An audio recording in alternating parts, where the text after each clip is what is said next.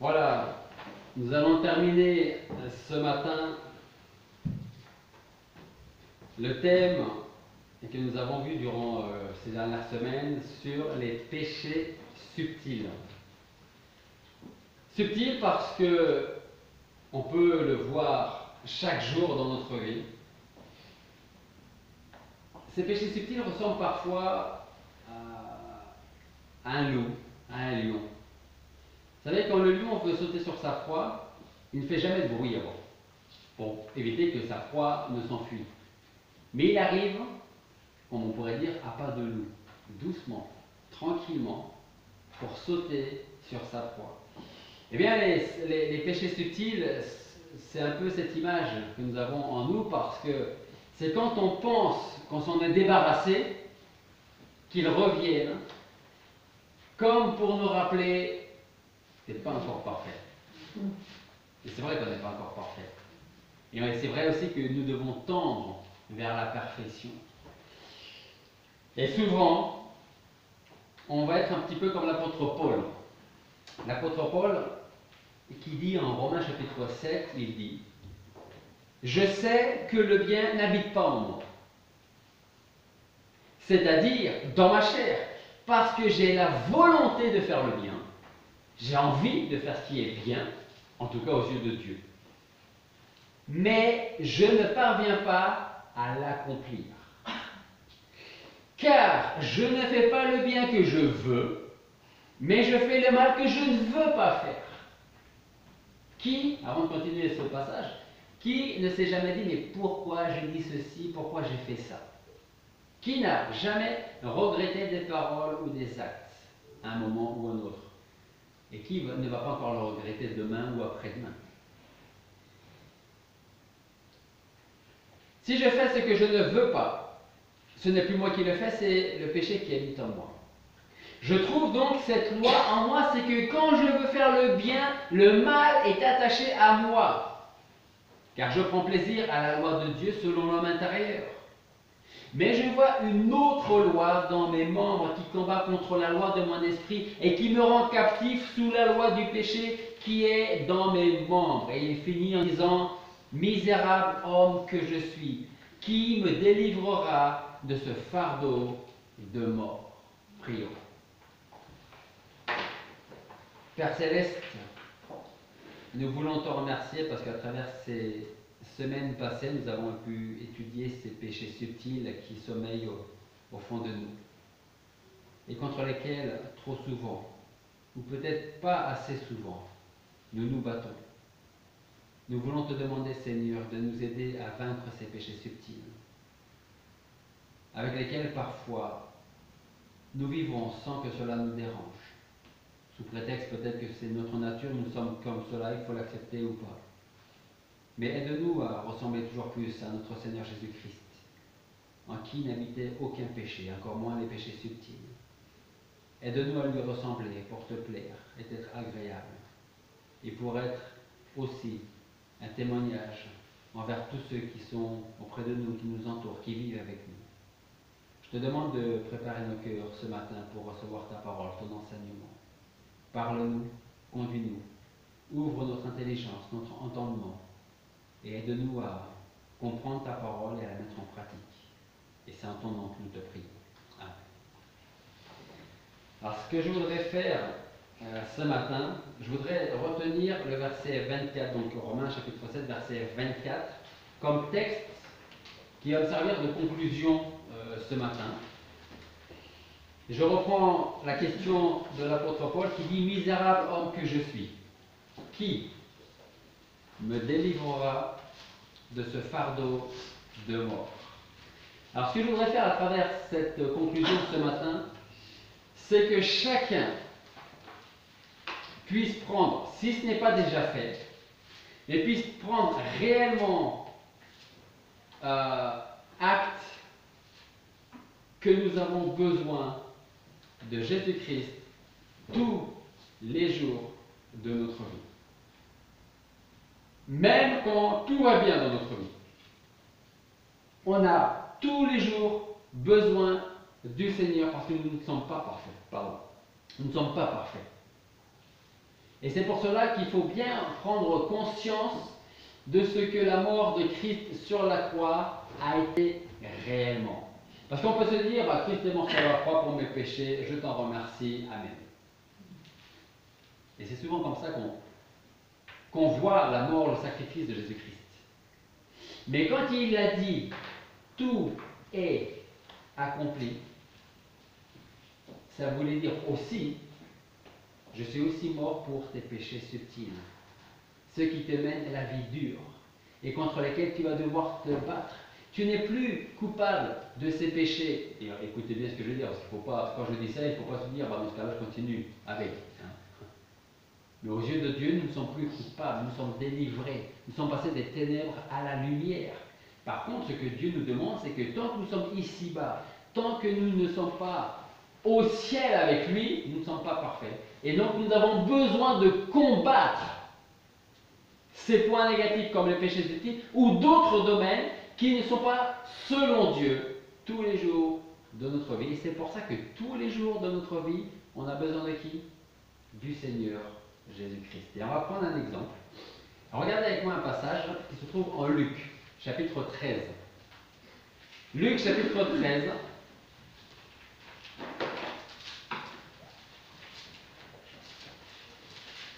Et on va lire les versets 10 à 13. Si vous voulez, dans ce chapitre 13, Luc nous présente Jésus donnant des enseignements au sujet du royaume de Dieu.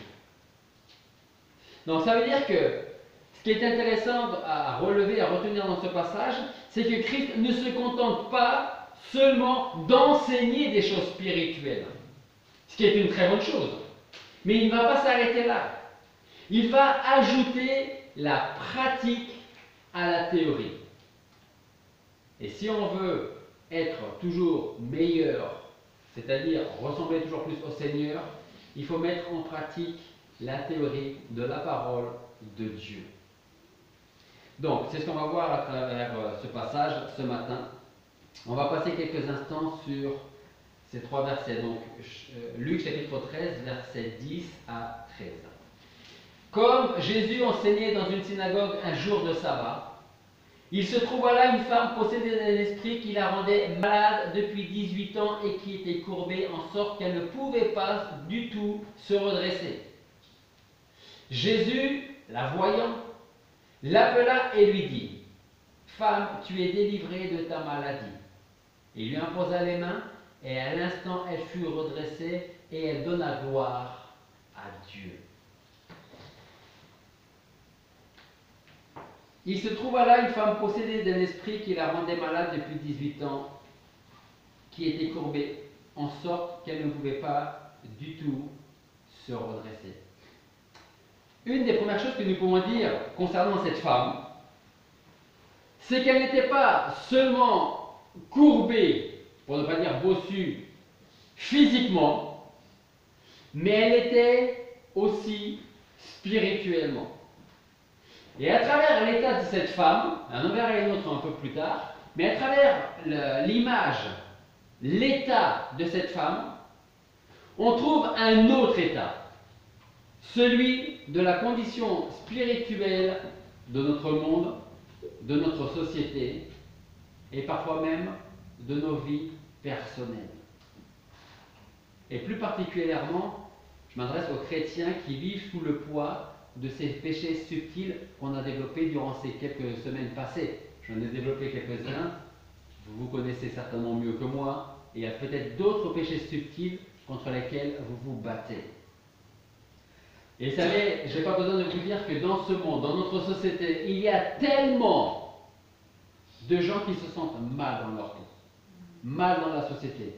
Et ça tombe bien ce message dans cette période parce que en ce moment, c'est les primaires de la droite, bientôt il y aura les présidentielles.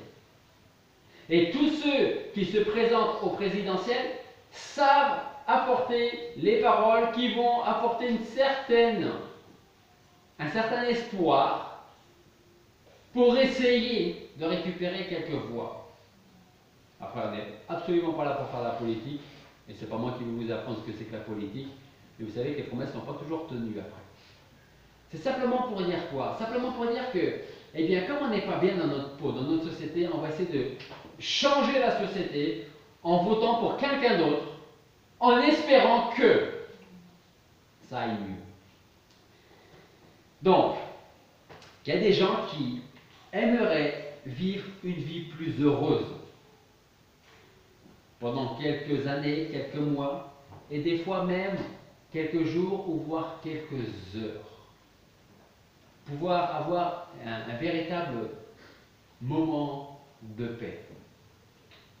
Et si seulement le monde pouvait réaliser ce qu'est réellement le péché, quelles en sont les conséquences, les fruits du péché dans la vie de chacun, je crois alors que beaucoup se tourneraient réellement vers Jésus-Christ, l'accepteraient comme leur Seigneur et Sauveur parce qu'ils pourraient prendre conscience de leur état devant lui, devant Dieu. Ils auraient leurs yeux ouverts de leur état. Et cela concerne aussi les chrétiens.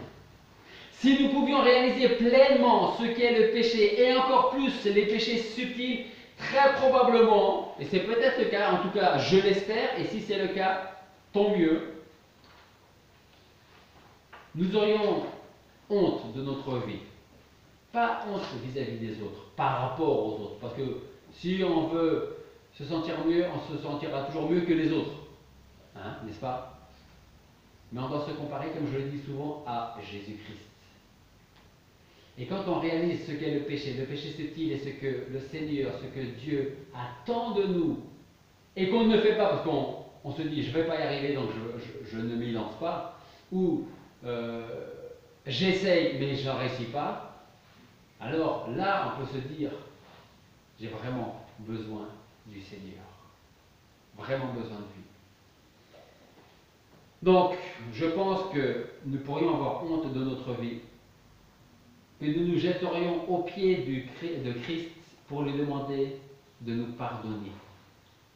Le monde et tout ce qui s'y trouve, nous y compris, est courbé sous le joug du péché. À cause de lui, nombreux sont ceux qui souffrent des conséquences de leur péché. Et le péché de certains va toucher la vie d'autres personnes. Vous avez certainement entendu qu'on a évité un attentat, voire 2 ou 3 attentats qui auraient dû en principe avoir lieu le 1er décembre, c'est-à-dire dans quelques jours, la semaine prochaine. On voit que le péché de certaines personnes va, si, Dieu merci, ça n'a pas eu lieu, si ça avait eu lieu, le péché de ces fanatiques aurait touché directement les autres personnes. Paul disait, vous étiez morts par vos offenses et par vos péchés. Il dit encore, selon qu'il est écrit, il n'y a pas de juste, pas même un seul. Et on peut se sentir comme un excellent chrétien, pourtant l'apôtre Paul, où Dieu, à travers Paul, dit, il n'y a pas de juste, pas même un seul. Parce que si c'était le cas, je n'aurais jamais donné mon fils Jésus-Christ sur la croix. C'est pour ça qu'il faut prendre conscience des paroles, des 3 derniers mots de parole. Tout est accompli. Parce que eux ne peuvent pas l'accomplir. C'est ce que la Bible dit. Et Dieu merci, il y a une issue aux problèmes du monde, à nos péchés. Dieu lui-même a mis en place un moyen pour que l'homme, moi, vous, puissions trouver le vrai repos, le vrai pardon, la vie éternelle. Et ce repos, ce pardon, la justification, la vie éternelle ne se trouve en aucun autre que Jésus-Christ. Il n'y a que lui qui a dit, tout est accompli. On peut parfois, vous connaissez peut-être des gens qui parfois demeurent dans l'angoisse et la crainte en ce qui concerne leur vie future. Si nous tombons trop souvent dans ces péchés qui font partie intégrante de notre vie, nous devrions en prendre conscience qu'effectivement, on a de quoi s'inquiéter pour l'avenir.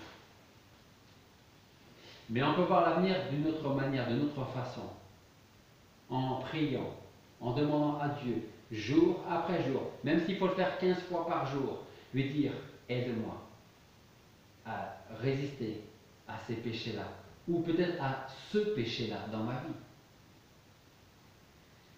C'est pour ça que le Seigneur dit, vous tous qui êtes fatigués et chargés, ce n'est pas seulement les non-chrétiens dont il est question ici, c'est aussi les chrétiens. Vous tous qui êtes fatigués et chargés. Presque, il pourrait nous dire, vous voulez continuer? Allez-y. Mais si vous êtes vraiment fatigués, chargés de vos poids, de votre fardeau, venez à moi. Pourquoi vous continuez à le garder puisque je suis là? J'ai tout accompli sur la croix pour toi.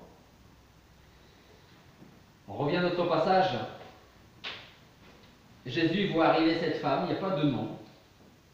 On ne sait pas ce qu'elle est, d'où est-ce qu'elle vient, si elle est mariée, si elle n'est pas mariée. Parce que tout ça, c'est complètement secondaire. Jésus la voit, il a compassion d'elle. Et on lit, il l'appela et lui dit, femme, tu es délivrée de ta maladie. Il lui imposa les mains et à l'instant, elle fut redressée et elle donna gloire à Dieu. Est-ce que la femme a demandé quelque chose? Par contre, est-ce qu'elle attendait quelque chose? Certainement que oui. Là, ça fait une grande différence entre... Vous avez tous assisté malheureusement à des obsèques.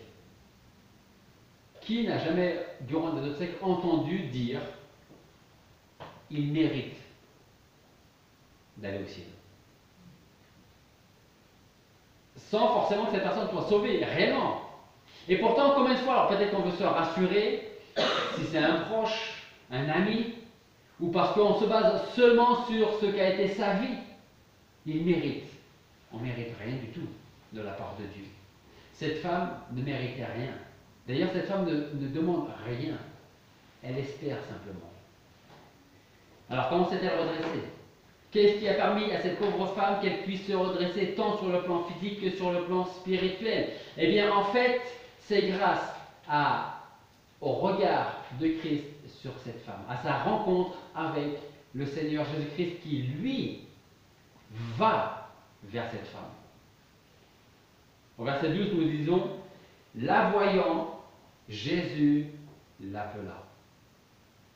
Est-ce qu'on peut imaginer, chacun a son imagination, essayez d'imaginer la scène. Vous avez la femme courbée d'un côté, peut-être qu'ils ne sont pas très loin. Vous avez Jésus d'un autre côté. Essayez d'imaginer le regard de compassion du Seigneur sur cette pauvre femme. Eh bien, ce regard, c'est exactement le même qu'il a pour tous les pécheurs qui se tournent vers Jésus-Christ. Et c'est le regard qu'il a eu pour nous un jour dans le passé. Dieu a pris la forme humaine en Jésus afin de venir parmi les hommes. Et il n'est pas question entre Jésus et cette femme de religion, mais d'une relation vivante et personnelle entre le Créateur et la créature, entre Jésus et la femme malade. D'un côté se trouve Jésus-Christ, le roi des rois, le Seigneur des seigneurs, le Créateur de toutes choses, le Fils de Dieu. Et de l'autre côté se tient une pauvre femme qui n'attire les regards des autres qu'à cause de sa maladie. Et vous le voyez souvent, vous pouvez lire des témoignages, vous pouvez entendre des témoignages, pas forcément de gens chrétiens, mais qui peut-être quelqu'un, une famille, a un enfant handicapé par exemple, ou vous êtes vous-même handicapé, et vous allez remarquer que le regard des autres sur vous n'est pas le même que si vous étiez en bonne forme et normalement constitué.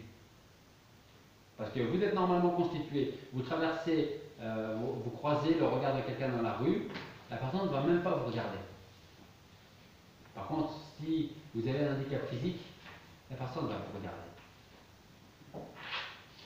En fait, je vous dis ça parce qu'il est trop souvent impossible, et trop clairement impossible de dire que le seul espoir pour les âmes qui recherchent le salut repose seulement dans la seule et unique personne du Seigneur Jésus-Christ. Il n'y a pas de hasard. Et ce n'est pas par hasard si cette femme courbée est là où le Seigneur se trouve. En 2 Corinthiens chapitre 5 verset 19, Paul dit « Car Dieu était en Christ réconciliant le monde avec lui-même. » C'est Dieu qui réconcilie le monde avec lui et pas l'inverse. Parce qu'on ne veut pas de Dieu. N'imputant point aux hommes leur offense, il a mis en nous la parole de la réconciliation. Et puis, il y a le cas donc de cette femme dans lequel nous lisons « Il se trouve là une femme possédée d'un esprit qui la rendait malade depuis 18 ans et qui était courbée, en sorte qu'elle ne pouvait pas se redresser toute seule, et pas du tout. » Et il y a cette phrase qui retient mon attention et qui devrait retenir la vôtre. Cette phrase c'est « Il se trouva là une femme. » Cette femme est malade. Et elle se trouvait dans le lieu où elle savait qu'elle trouverait le Seigneur en personne. Elle connaissait son propre état. Et je veux croire aussi qu'elle connaissait celui qui pouvait la guérir. Et cette femme qui connaît son état est une image aussi du pécheur repentant, le vrai pécheur repentant qui dit « Je ne mérite rien parce que je sais que je suis perdu, pécheur, coupable. Et je ne peux rien demander à Dieu parce que je ne mérite rien. » Et c'est ce qu'on appelle la grâce de Dieu. La grâce de Dieu, c'est recevoir ce que nous ne méritons pas, surtout quand nous sommes pécheurs et coupables. Elle ne connaissait certainement pas le Seigneur Jésus-Christ personnellement, mais elle savait pertinemment qu'il était le seul à pouvoir répondre à ses besoins. Peut-être avait-elle déjà essayé dans le passé d'aller voir des médecins, sans aucun résultat. Peut-être avait-elle été voir des médecins à l'époque qui n'ont rien pu faire pour elle. Peut-être pouvait-il la soulager d'autres maux, de maux de tête, maux de dos, toute autre chose. Mais ces gens ne pouvaient rien pour son âme. Et vous savez, si c'était vrai il y a 2000 ans, c'est vrai aujourd'hui aussi. Vous pourrez avoir affaire à de très bons professeurs, très bons médecins, très bons chirurgiens, qui vont vous être d'une aide précieuse pour votre santé, et qui vont même vous guérir par la grâce de Dieu. Mais ces bons professeurs, ces bons médecins, ces bons chirurgiens ne pourront rien pour votre âme. Rien.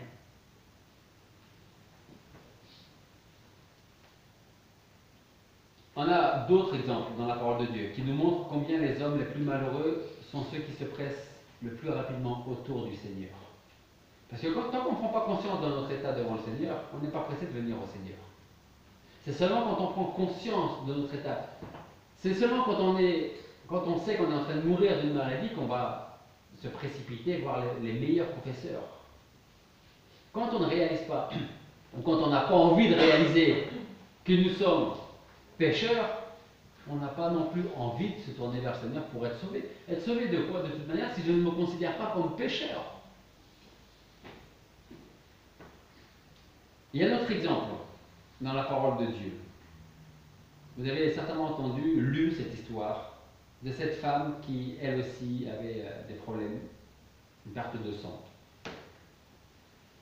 mais qui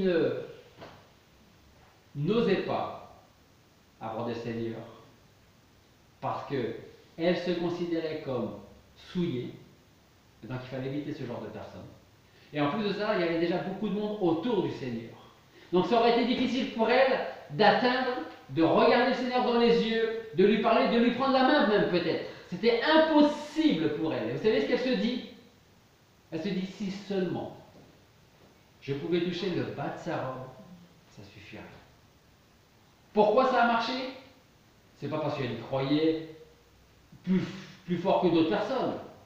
Ça a fonctionné parce qu'elle savait qu'en Jésus-Christ, elle avait la réponse à ses problèmes de santé. à ses problèmes spirituels. Elle savait où trouver la réponse à sa vie, à ses besoins, pour son âme. Et puis encore un dernier exemple, c'est Zachée. Je ne vais pas m'attarder avec lui. Enfin, il y a deux autres exemples. Il y a Zachée qui était obligé de monter sur un arbre. Il était d'un homme de petite taille, je ne sais pas quelle taille il faisait, mais il était obligé de monter sur les arbres pour pouvoir voir et interpeller le Seigneur. Il y a cet autre exemple, cet aveugle, ce pauvre aveugle, qui ne pouvait pas se diriger vers le Seigneur à cause de la foule qui précédait, qui suivait, qui entourait le Seigneur. Alors il a été obligé de crier pour que le Seigneur s'occupe de lui. Et ça me fait encore penser à un point important, c'est que le pécheur qui réalise qu'il est pécheur va crier au Seigneur pour lui demander pardon pour ses fautes et pour ses péchés. Ce qui veut dire donc que Christ était. Et ça veut dire que Christ est encore aujourd'hui la personne la plus abordable. On a parlé de professeurs, de grands chirurgiens, de médecins. Ça peut arriver, mais en principe c'est rare d'aller prendre un rendez-vous. Imaginez, vous allez prendre un rendez-vous avec un grand professeur, un grand chirurgien dans un des plus grands hôpitaux de France ou du monde. Vous y allez demain et quand vous dites il est libre, allez-y. Ça n'existe pas, ça. Ça n'existe pas. Vous pourrez avoir certainement un rendez-vous, mais plus tard. Le Seigneur est disponible 24 heures sur 24, 7 jours sur 7. Pas de secrétaire, pas de secrétariat, pas de rendez-vous. Vous et lui, quand vous voulez, parce qu'il est toujours disponible. Alors laissez-moi vous poser une question ce matin. Peut-être ne connaissez-vous pas Christ personnellement aujourd'hui. Peut-être n'est-il pour vous qu'une vague idée. Ou pire encore, vous pensez le connaître. Mais la vraie question n'est pas est-ce que vous le connaissez. La vraie question c'est est-ce que lui vous connaît. Parce qu'en Matthieu chapitre 7, il dit ce ne sont pas tous ceux qui me disent Seigneur, Seigneur qui entreront dans le royaume de Dieu. Vous connaissez Seigneur, mais est-ce que lui vous connaît? Et c'est très facile de répondre à la question, si vous avez une vraie relation avec lui, si vous marchez avec lui, si vous suivez ses commandements, si vous vivez la vie qu'il attend de vous, alors vous pouvez dire, oui, je pense aussi qu'il me connaît. Parce qu'on a une vraie relation ensemble. Notre texte de ce matin dit donc qu'il se trouve là une femme possédée d'un esprit qui la rendait malade depuis 18 ans. Elle était courbée, en sorte qu'elle ne pouvait pas se redresser toute seule. Jésus, la voyant, l'appela et lui dit « Femme, tu es délivrée de ta maladie. » Il lui imposa les mains et à l'instant, elle fut redressée et elle donna gloire à Dieu. Et Jésus, gardez bien une chose à l'esprit, Jésus n'a jamais dit à cette pauvre femme « T'inquiète pas, tu guériras bientôt. » Jamais. Il n'a pas dit ça. Tout comme il ne nous dira jamais, quand on vient à lui pour lui demander pardon pour nos péchés, il ne dira jamais, t'inquiète pas, je te pardonnerai bientôt. Qu'est-ce qu'il dit à cette femme qui était prisonnière depuis 18 ans? Le Seigneur lui a imposé les mains et à l'instant même, elle fut guérie. Ça veut dire que la personne qui vient au Seigneur avec un cœur sincère, avec un cœur repentant. Alors, ça veut dire quoi un cœur sincère, un cœur repentant? Je me demande si la prochaine série d'études va être sur la croix du Seigneur, la repentance, le pardon, le péché. La repentance, c'est dire au Seigneur, je reconnais mes fautes, je reconnais mes péchés. On va le voir un peu plus loin. Et je veux totalement les abandonner. Je n'y arriverai pas tout seul, mais tu es là pour moi, pour m'aider. La repentance, c'est reconnaître ses péchés avec le désir de ne pas revenir sur ces mêmes péchés. Ça veut dire que la personne qui reconnaît vraiment ses péchés peut connaître la même délivrance physique et spirituelle que cette femme de notre passage. La femme qui perdait le sang, l'aveugle qui n'avait aucun moyen d'approcher le Seigneur. Nous aussi, nous pouvons nous présenter devant le Seigneur et lui demander de nous délivrer de ces péchés subtils qui brisent notre joie d'être en Christ. Combien de fois on a été démoralisé parce qu'on se lève le matin, on est plein de bonnes intentions, on se dit aujourd'hui je vais vivre ma vie pour le Seigneur à fond. Rien ne m'arrêtera. Sauf peut-être certains péchés subtils qui, à un moment ou un autre dans la journée, brisent totalement le rêve qu'on avait fait en se levant le matin. Et là, on peut dire comme l'apôtre Paul, misérable homme que je suis, qui me délivrera de ce corps de mort? Alors demandons au Seigneur de nous rendre toujours plus semblables à lui. Peut-être même que vous devez venir à lui tout simplement, tel que vous êtes, comme le dit le chant. C'est-à-dire avec tous vos péchés, afin que ce soit lui qui vous en décharge de ces péchés. Pour que vous soyez sauvés, pardonnés et que vous receviez la vie éternelle. Enfin, sachez une chose importante. Quel que soit l'homme ou la femme, le jeune enfant ou le vieillard, le riche ou le pauvre, nous avons tous besoin du Seigneur tous les jours de notre vie. Parce que notre vie de tous les jours nous démontre bien que sans lui, nous ne pouvons rien faire. Ésaïe disait dans Ésaïe 64, verset 6, il disait, et ce que Ésaïe disait, c'est vrai encore aujourd'hui, Ésaïe 64, verset 6, il dit, nous sommes tous comme des impurs. Et toute notre justice est comme un vêtement souillé. Nous sommes tous flétris comme une feuille, et nos crimes nous emportent comme le vent. Ça, c'était Ésaïe. Il y avait Job aussi. Job qui disait, l'homme né de la femme, sa vie est courte, sans cesse agité. Il naît, il est coupé comme une fleur, il fuit et disparaît comme une ombre. Et il dit, et pourtant, c'est sur lui que tu as l'œil ouvert, sur celui qui est là aujourd'hui, qui ne sera plus là demain. Tu m'as fait aller en justice avec toi, disait Job. Un peu plus loin, il dit, comment d'un être souillé sortira-t-il un homme pur? Comment peut sortir un Albert pur d'un Albert souillé? C'est pas possible. Et Job dit, il n'en peut sortir aucun. Qu'est-ce que l'homme pour qu'il soit pur? Job demande. Celui qui est né de la femme peut-il être juste? La réponse est non, même s'il ne le dit pas. Si Dieu n'a pas confiance en ses saints, si les cieux ne sont pas purs devant lui, combien moins l'être abominable et pervers, l'homme qui boit l'iniquité comme l'eau. On n'est pas juste. Rien n'est bon en nous. C'est pour bien comprendre ce qu'est la grâce de Dieu. Il nous a aimés malgré que nous n'avons rien d'acceptable, rien de bon en nous. Pour terminer, je voudrais juste lire un passage qui se trouve dans les psaumes. Psaume 51.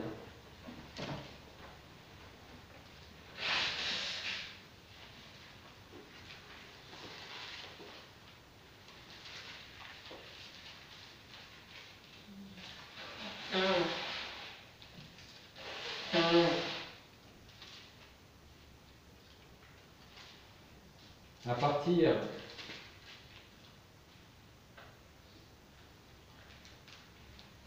du verset 3. Avant de lire ce passage, je voudrais dire que ceux qui ne connaissent pas encore le Seigneur Jésus-Christ comme leur Seigneur et Sauveur, écoutez, retenez cette prière de David. Et que cette prière ne soit pas seulement la prière de David, mais que ce soit aussi la vôtre. Parce que sans cette véritable prière de repentance, pas de pardon. Sans repentance, pas de salut. Sans repentance, pas de vie éternelle. Sans repentance, pas de justification devant Dieu. David dit, ô Dieu, aie pitié de moi selon ta miséricorde, selon la grandeur de tes compassions, efface mes forfaits. Tout d'abord, David commence par dire, il reconnaît qu'il est pécheur. Il dit, lave-moi parfaitement de mon iniquité, nettoie-moi de mon péché, parce qu'il est là en moi. Il dit, je connais mes transgressions et mon péché est toujours devant moi.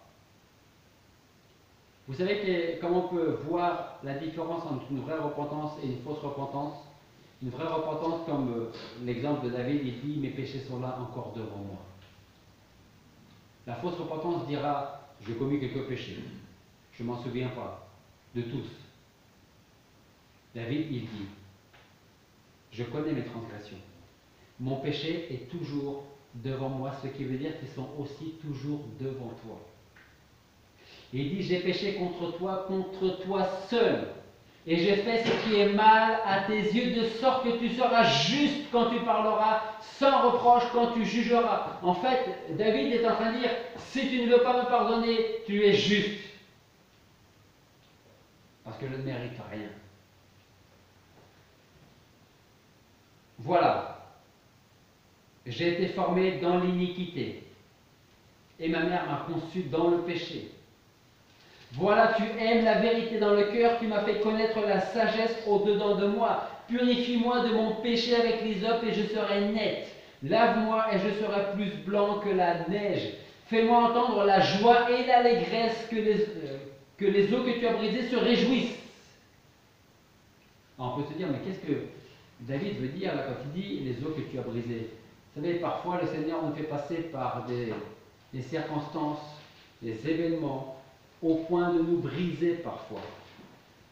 Et ce n'est pas seulement physiquement, c'est spirituellement, mentalement, que parfois le Seigneur nous permet, autorise des moments très difficiles pour se retrouver au plus bas, pour pouvoir dire « Je suis perdu et je comprends. Je comprends que c'est toi qui me mets dans cette situation pour que je puisse me tourner vers toi. » Il continue donc, il dit, détourne ta face de mes péchés, efface toutes mes iniquités. Ô Dieu, crée en moi un cœur pur et renouvelle en moi un esprit droit. Ne me rejette pas loin de ta face et ne m'ôte pas ton Esprit Saint. Vous voulez un des meilleurs exemples de prière de repentance, vous l'avez là. Et si vous n'y êtes pas passé, vous pouvez le faire comme l'a fait David, comme l'a fait beaucoup d'entre nous ici.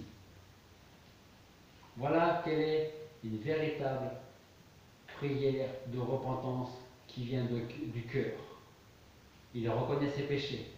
Ses péchés sont constamment devant lui, sont toujours devant lui, et donc devant les yeux du Seigneur, parce qu'il dit aussi, retire mes péchés de devant ta face, efface mes péchés, pour qu'ils ne soient plus devant toi. Et quand le Seigneur, quand Dieu pardonne les péchés, contrairement à nous, il ne revient jamais dessus. Il les efface, il les prend, et il les jette très loin. Alors ça c'est une métaphore, parce que ce ne sera jamais aussi loin, parce que Dieu est partout. Mais c'est cette image que quand Dieu efface nos péchés, il ne revient pas dessus. S'il y en a un qui veut nous rendre coupables, c'est le diable qui nous dit « Tu as encore commis des péchés. Tu n'es pas complètement chrétien. Tu vois encore ce que tu vis, ce que tu fais, comment tu parles, comment tu penses, comment tu réagis. Gardons à l'esprit ces trois mots. Tout est accompli pour le peuple de mon Père. Prions.